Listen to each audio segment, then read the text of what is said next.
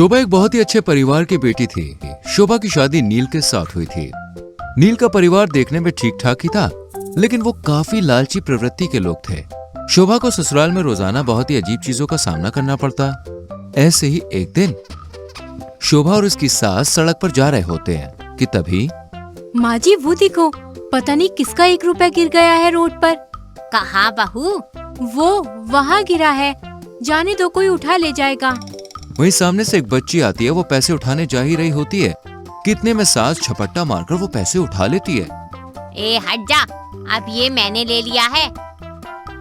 बच्ची जोर जोर से रोने लगती है। अरे बहन जी, आपको शर्म नहीं आती? बच्ची का पैसा लेते हुए मेरी बेटी का 1 रुपया गिर गया था, वही उठाने आई थी। झूठी कहीं की, क्या सबूत है?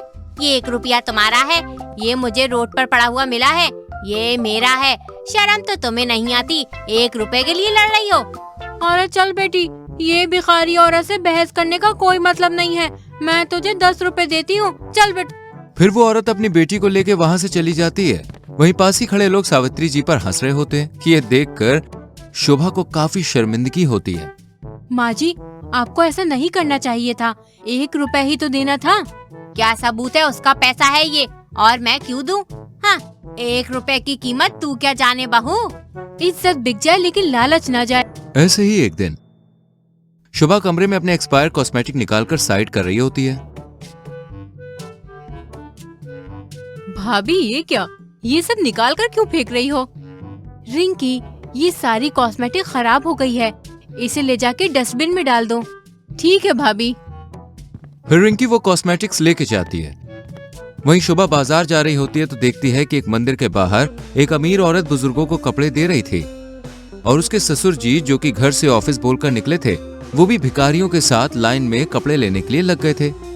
ये देखकर शोभा को बहुत बुरा लगता है, लेकिन वो कुछ कहती नहीं है। वहीं शाम को जब वो घर आती है तो देखती है कि उसके घर के एंट्रेंस पर बहुत सारे गंदे शूज रखे होते हैं। छी, ये गंदे शूज किसके हैं? कौन आया है घर में? अरे भाभी कोई नहीं है, ये मैं लेके आया हूँ। कहाँ से और क्यों?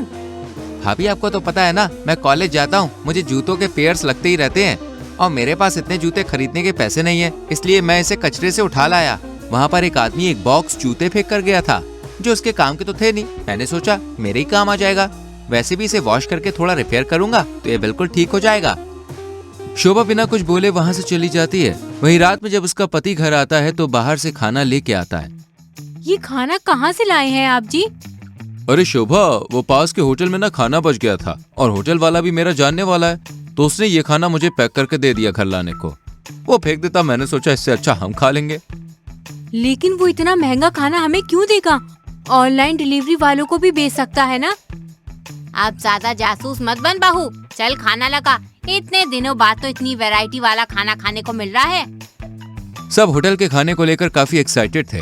फिर सभी बड़े चाव से वो खाना खाते हैं। वहीं जब शोभा उसे खाती है तो इसमें से तो काफी स्मेल आ रही है, खराब हो गया है ये खाना। बंदर क्या जाने अदरक का स्वाद, कभी खाया भी है ऐसा टेस्टी खाना, या बस खराब ही लगता रहता है। मत खा, यहाँ ले आ चुपचाप।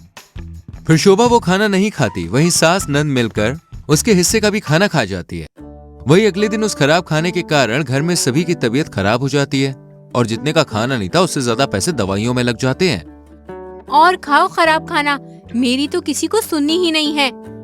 तूने ही नजर लगाई होगी। हाँ, अरे मोरी मैया, पेट से पेट दुख रहा है।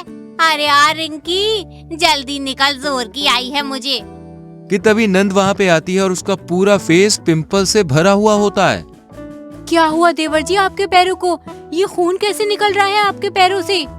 भाभी वो जो जूते लाया था ना मैं, उन जूतों के कारण मेरे पैर इन्फेक्टेड हो गए और ये हो गया।